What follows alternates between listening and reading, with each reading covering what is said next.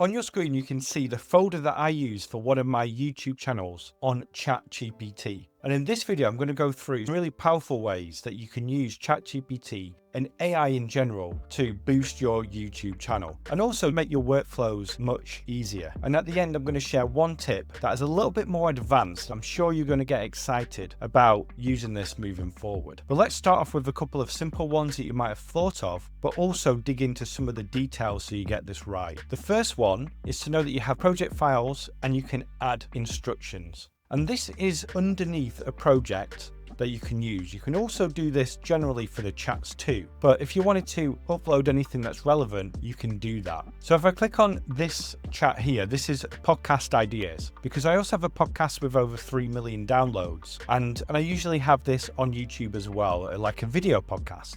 I made a video on how to do this, if you want to watch that later. But what I did was I copy and pasted the podcasts that I've done so far, or the YouTube videos I've done so far, and then asked it to give me 30 new podcast ideas based on topics and structure. I like to also ask it to group the different content into content structures and different video ideas. So you can see here, for an English learner, I have idioms or vocabulary, listening and comprehension, real life topics, and it's given me these new ideas based on what's worked in the past and what I haven't done yet. To take this a step further, what you can do is ask this to come up with a table, or you can just automatically add it to Google Sheets. So with that in mind, let's look at idea number 2. I'll go through this one quickly because it's something you might have thought of already, but it's to give you an outline for your video. I prefer to get an outline rather than a full script. In the past, when I've tried to ask it to put it in my voice, it's always gone a little bit crazy with it, and it doesn't really sound like my voice.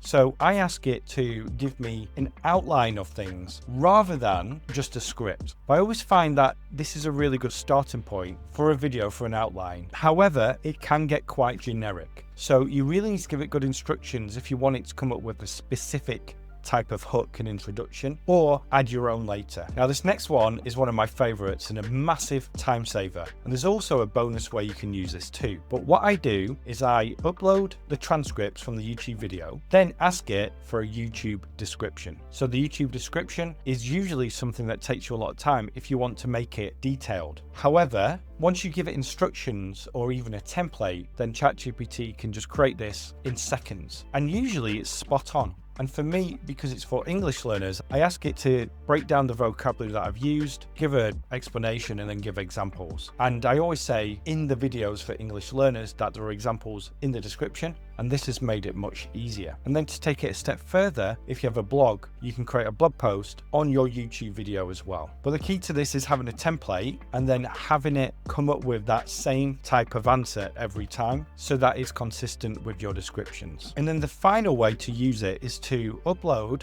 your YouTube channel statistics into ChatGPT and then ask it for specific things. What I like to look at are certain things like this: undervalued gems, and also having it group different content into different content buckets, and then asking it what's working and what isn't. Now, there's a lot of nuance to this, but it generally gives a decent overview at this time. And then if you get specific with the questions to ask it, it's going to dig deeper into this. One strategy I like to use is along this line here: repackage undervalued gems. So I like to look for videos that have decent or good retention and watch time, but a low click-through rate, especially a low click-through rate on browse videos for new audiences. So that way I know that when people find the video, they're enjoying it, but they're not clicking on it because I'm not packaging it in a way that's making people click. So then you can improve the packaging of the video, the titles and the thumbnails, in order to get more people to click on it. And then asking it to group different videos into different content buckets allows you to then really focus on what you need to focus on next, and also any content buckets that you're missing at the moment, like different videos that you could start making. So those are some of the ways that I like to use ChatGPT. I'm currently offering audits for YouTube channels. I'll leave a link in the description where I do this and more and really dig into what you can do to improve your channel and make it grow. And also be sure to watch the video that's on your screen now, where I teach you how to create thumbnails on Canva.